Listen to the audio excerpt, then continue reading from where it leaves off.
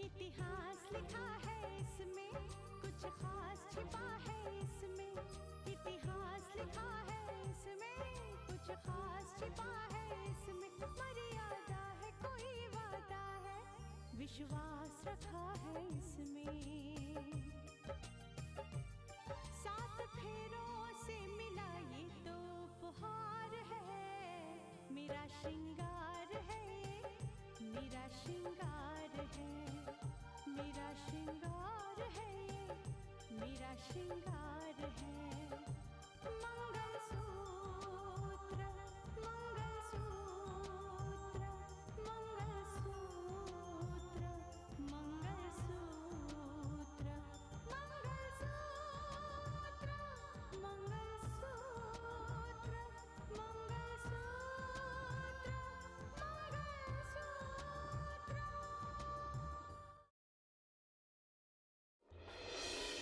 ठीक है मामा जी। हाँ हाँ बस बेटा, मेरा कहा मानो और एक बार दीदी को फोन करके समझाओ। आप ये तो सोचिए दीदी कि अगर मानस के घर वालों को, मेरा मतलब है मानस की माँ को, जब ये पता चलेगा तो वो आप लोगों को ही दोषी ठहराएगी ना दीदी। मैं उनसे पूछना चाहती हूँ कि क्या किस बुनियाद पर उन्होंने मुझ पर ये इल्जाम लगाया। और जज साहब को इस बात का जवाब देना पड़ेगा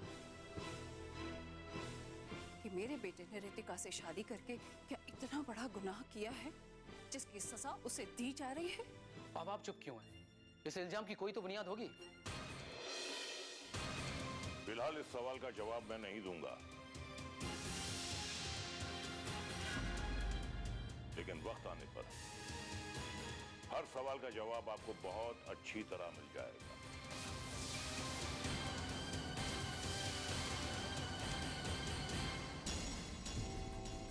सबूत आपको मिलेंगे नहीं,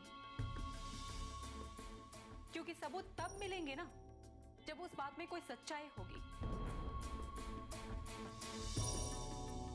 ये तो सरासर झूठ है।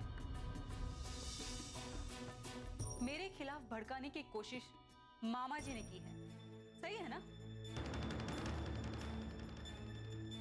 मुझे पता था, मुझे पहले से ही पता था। मैंने उनकी सच्चाई पकड़ ली, इसीलिए उन्होंने मुझे ही मोहरा बनाने की कोशिश की है। हाँ, सुंदरलाल ने मुझसे ऐसा कुछ कहा था, लेकिन मैंने उसकी किसी भी बात का यकीन नहीं किया। लेकिन अब मैं पूरे यकीन के साथ कह सकता हूं कि तुमने और मानस ने मिलकर राकेश को फंसाया है।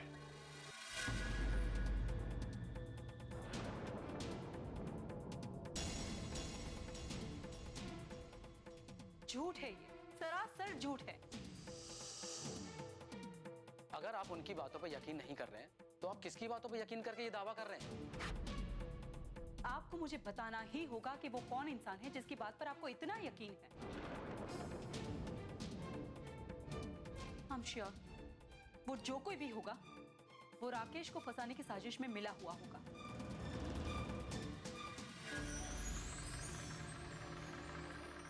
और सुंदरलाल ने भी उनका साथ डेफिनेटली दिया होगा। यह हकीकत मुझे उस शख्स ने बताई है कि जिसकी बात ना तो कोई काट सकता है और ना ही कोई झुठला सकता है। मैं मानने के लिए तैयार ही नहीं, ऐसा कोई हो ही नहीं सकता। ऐसा है।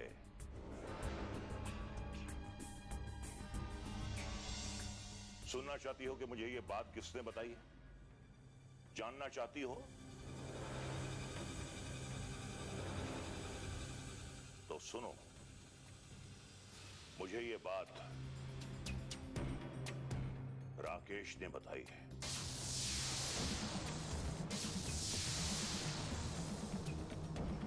क्योंकि राकेश मरा नहीं बल्कि जिंदा है।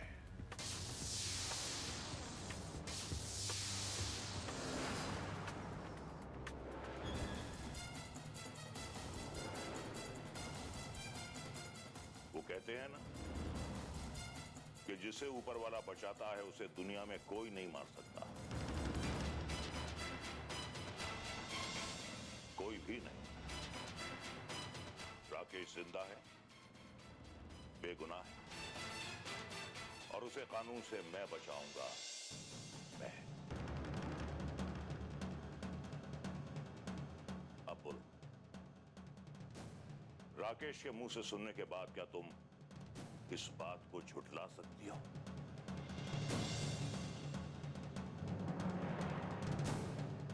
नहीं, क्योंकि यह हकीकत है, ये कड़वी सच्चाई है।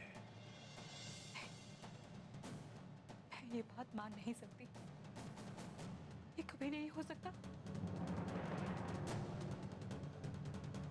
झूठ बोल रहे हैं आप। राकेश जिंदा नहीं हो सकता है। राकेश जिंदा है और बहुत जल्दी वो दुनिया के सामने आएगा।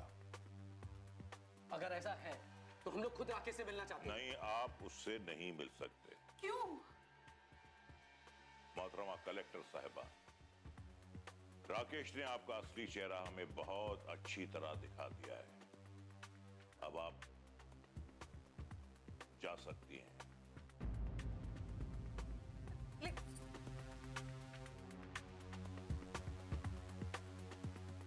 राकेश जिंदा है, बेगुनाह है और उसे कानून से मैं बचाऊंगा। मैं।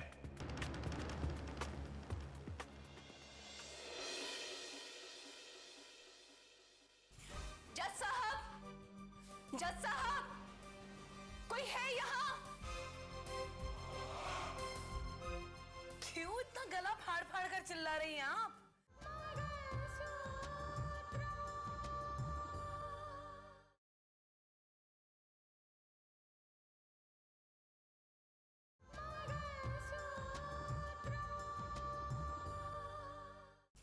जज साहब, जज साहब, कोई है यहाँ?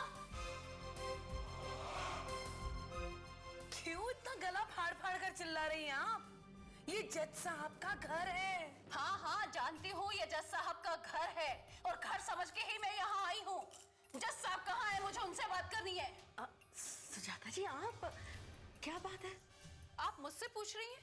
बल्कि मैं आपसे पूछने आई हूँ कि मेरे बेटे पर इतना बड़ा इल्जाम क्यों लगाया जा रहा है? किस इल्जाम की बात कर रही हैं आप? ओहो, तो आप लोग को ये भी नहीं पता कि मेरे बेटे के साथ क्या हो रहा है? मेरे बेटे पर ये इल्जाम लगाया गया है कि राकेश को फंसाने में मानस का हाथ था। इल्जाम सिर्फ मानस पर ही नहीं, हमारी रितिका पे भी लगा है। और आप इस तरह सवाल कर रही हैं जैसे कि इल्जाम हमने लगाया हो। भाई जी ने लगाया हो। वाह! मैं जानना चाहती हूँ कि आखिर मेरे बेटे पर ये इल्जाम आया है क्यों? आप इस सवाल का जवाब तो वही दे सकते हैं जिन्होंने ये इल्जाम लगाया। उनसे ये जवाब तो आपको मांगना चाहिए था।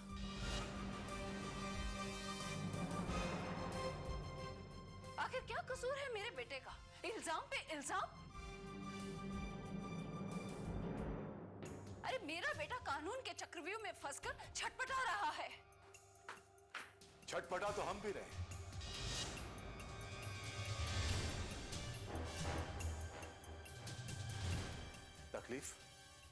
तकलीफ हमें भी हो रही है कि क्यों लगाए जा रहे हैं बार बार ये इल्जाम। अरे क्यों रची जा रही है साजिश?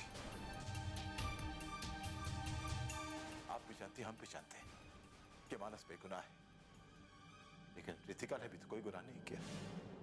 उसे किस बात की सजा मिल रही? रितिका तो कलेक्टर है, वो कोई गुनाह तो कर ही नहीं सकती।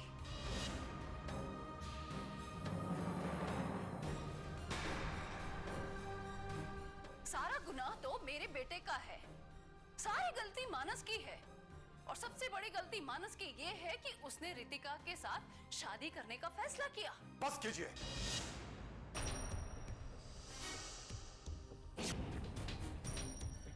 रितिका पर इल्जाम लगाने से पहले आप अपनी मर्यादा में रहें तो बेहतर होगा।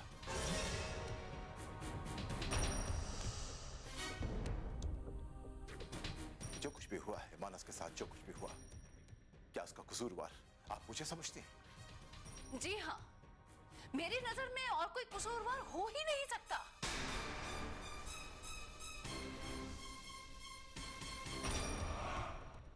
राकेश को तो आपने फांसी के तख्ते तक पहुंचा दिया, अब क्या मानस को भी फांसी के तख्ते तक पहुंचाने का इरादा है आपका?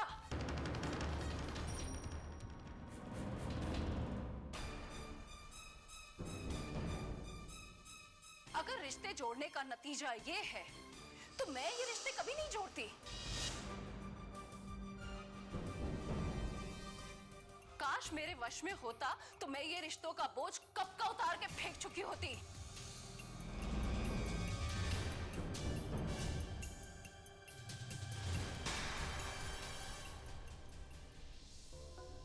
पुरानी कड़वाहट इनके दिल में इस कदर घर कर गई कि इन्हें और कुछ नजर ही नहीं आता।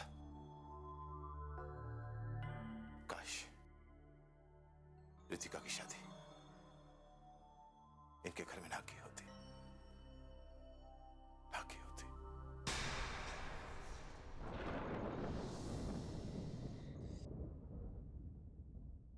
दीदी रुको प्लीज, दीदी प्लीज संभालिए अपने आप को, प्लीज प्लीज प्लीज संभालिए अपने आप को आप।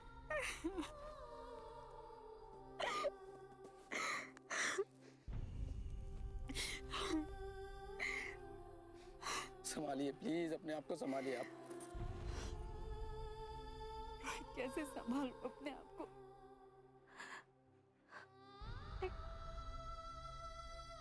कैसे सच्चाई मेरे सामने आ रही है रोहित? राकेश जिंदा है। मैं यकीन ही नहीं कर पा रही हूँ। नहीं दीदी, मुझे लगता है इन्हें राकेश बनकर धोखा देने की कोशिश की है। हाँ रोहित, मुझे लगता है तुम ठीक कह रहे हो, क्योंकि अगर राकेश जिंदा होता तो वो मेरे सामने क्यों नहीं आ रहा है? पता है रोहित, मैं कई बार सोचती थी कि काश अगर राकेश जिंदा होते तो वो खुद मुझे बताते कि उन्हें फंसाने की कोशिश किसने की।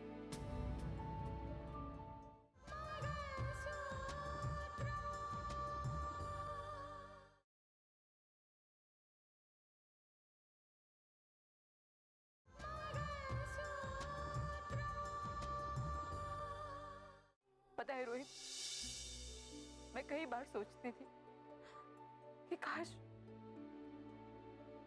अगर राकेश जिंदा होते तो वो खुद मुझे बताते कि उन्हें फंसाने की कोशिश किसने की, ये साजिश किसने रची। लेकिन यहाँ तो बात ही कुछ और है। अब मुझे ये पता चल रहा है कि राकेश जिंदा है, लेकिन वो मेरे सामने नहीं आ रहे हैं। नहीं दीदी, कुछ ना कुछ बात तो है, ये सच नहीं हो सकता। तुम ठीक कह रहे हो रोहित, क्योंकि राकेश ये कभी नहीं कह सकते कि मैंने उन्हें फंसाने की कोशिश की है, कभी भी नहीं। इनफैक्ट मुझे ये लग रहा है कि किसी ने राकेश बनकर हमें फंसाने की कोशिश की है।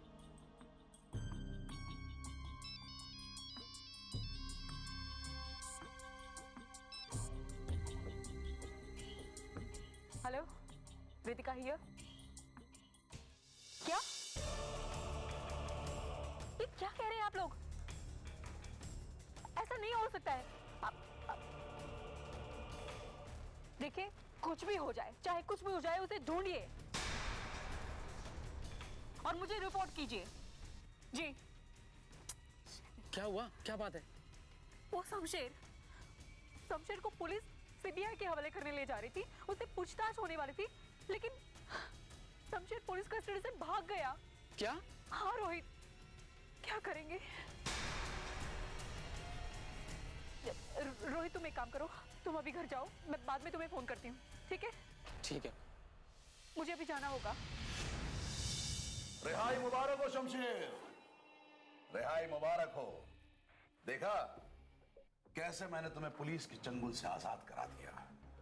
और क्यों ना करता, अरे भाई तुम आदमी किसके हो? मेरे ना। हाँ, गुलशन शाह के तो हो, लेकिन बाद में, पहले तो तुम मेरे आदमी हो। शुक्रिया भाई, शुक्रिया। वैसे हमने पहले तय कर लिया था कि आज ही के दिन तुम्हें आजाद कराया जाएगा, क्योंकि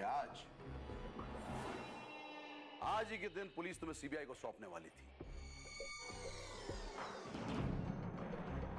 और हमने पहले ही डिसाइड कर लिया था कि हम तुम्हें पुलिस के चंगुल से आजाद करवाएंगे।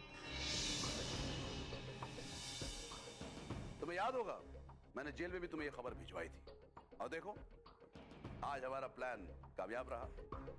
लेकिन अब आगे हमें क्या करना है? क्योंकि ये मामला अब सीबीआई के हाथ जा चुका है और शमशेर को ढूंढने की पूरी कोशिश की जा रही है। और हो सकता है कि चप्पे चप्पे पर नाकाबंदी लगा दी जाए और जगह जगह पर पुलिस की छापेमारी भी शुरू कर दी जाए। अरे होने को तो बहुत कुछ हो सकता है, लेकिन वो शमशेर जिसे मैं कानून की गिरफ्त से बचा कर लाया हूं, उसे दोबारा पुलिस के हाथ थोड़ी लगने दूंगा।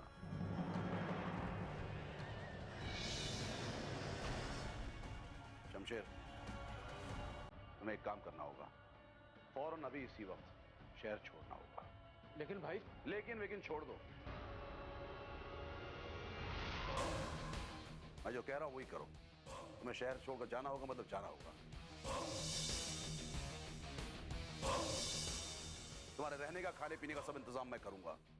तुम्हारा सारा खर्च मैं उठाऊंगा। लेकिन सुंदर साहब, शमशेर ने पुलिस को जो बयान दिया है कि इस दंगे के पीछे गुलशन साहब का हाथ है, उस बयान का क्या होगा? उसी बात को पलटाने के लिए तो मैंने सब कुछ किया था। एक मिनट शमशेर, तुम्हें इस मोबाइल के अंदर एक नया बयान वीडियो रिकॉर्ड करना होगा, जिसमें तुम्हें यह बात कहनी होगी कि पुलिस के खौफ से, पुलिस के डर से तुमने वो बयान दिया था। तुम्हें डर था कि कहीं पुलिस तुम्हें खत्म न कर दे, मार न डाले, इसलिए तुमने ये बयान दिया था। लेकिन भाई एक बात बताओ, मेरे यहाँ से जाने के बाद में पुलिस इस बयान ने मानेगी के? तो कैसे नहीं मानेगी, और जरूर मानेगी। तुम उस बयान के अंदर ये बात साफ तौर पर कहोगे कि तुमने ये जो कुछ भी कहा है ना, ये सब कुछ मानस के डर से कहा है। हाँ, और तुम ये बात साफ करोगे सबके लिए कि मानस का खौफ तुम्हें खाया जा रहा है। इसी बात को लेकर तुम शहर छोड़कर भाग गए हो। ठीक है भाई, जैसा आप कहोगे वो बयान तो मैं रिकॉर्ड कर दूंगा। लेकिन पुलिस लॉकअप में भी मैं इस बात ने लेकर घना परेशान था कि गुलशन साहब की हत्या किसने कर दी। लॉकअप के अंदर भी तुम अपनी रिहाई की बात छोड़कर गुलशन साहब की मौत की फिक्र कर रहे थे। गुजरे हुए कल को याद मत करो, आने वाले कल को याद करो। अगर पलटकर अपने कदमों के निशान गिनने लगोगे ना, तो कदम आगे नहीं बढ़ा पाओगे।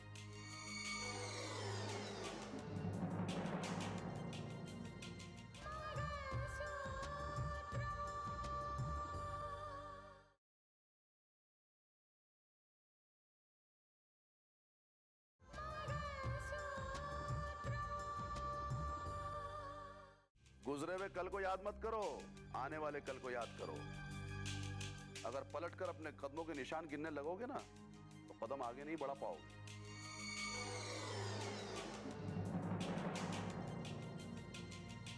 गुजरे हुए कल को भूल जाओ, जो आने वाला है उसे याद करो। और ख्याल रहे, जो कहता हूं ना उस पर अमल करो।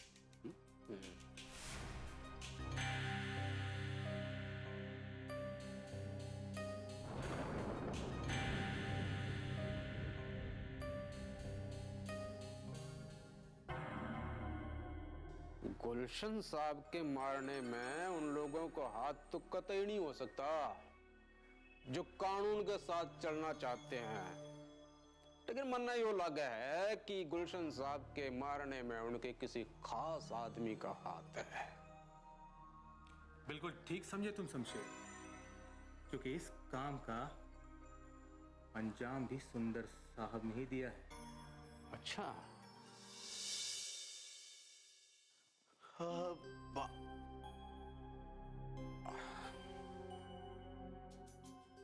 भांजे, किस सोच में डूबे हुए हो भाई? मामा, मेरी यशोदा माँ चाहती है कि मुझे देव की माँ से मिलने जाना चाहिए। तो तुमने अपनी यशोदा को क्या कहा? फिलहाल तो मैंने उन्हें समझा दिया कि जब मैं उनसे मिलने जाऊंगा तब उन्हें जाके उनसे मिलवा दूंगा। अच्छा अच्छा। कहिए कैसे आना हो? अरे कैसे क्या बेटा, जब तुम्हारी याद आती है मैं चला आता हूँ। वैसे तुम्हें एक बात बता दूं कि तुम्हारे इंतजार की घड़ियां खत्म हुई। जिस वक्त का तुम बेसब्री से इंतजार कर रहे थे ना, वो वक्त आ चुका है। मानस और रितिका की बर्बादी की रात आ चुकी है। ये क्या कह रहे हैं आप? बिल्कुल सही कह रहा हूं। आज तुम्हारा बदला पूरा होगा भांजे, और मेरा भी। आज तुम्हारे दिल को सुकून मिलेगा और मेरे दिल को भी। उनके बर्बादी के ताबूत में आखिरी कील ठोकनी बाकी है। करना क्या होगा मामा? वो तो मैं तुम्हें बता दूंगा, लेकिन कहीं ऐसा तो नहीं कि काम करते वक्त तुम्हारे हाथ कांप जाए। गुलशन शाह को उड़ाते वक्त जब ये हाथ नहीं कांपे तो आप क्या कांपेंगे मामा? मैं तो सिर्फ आपकी वजह से खामोश हूं, क्योंकि आप ही कहते हैं ना कि सही वक्त का इंतजार करो। तो बस यूं समझ लो भांजे कि इंतजार की घड़ियां खत्म हुई, बदले का वक्त शुरू हुआ। मैं तुम्हें बताता हूं कि तुम्हें क्या करना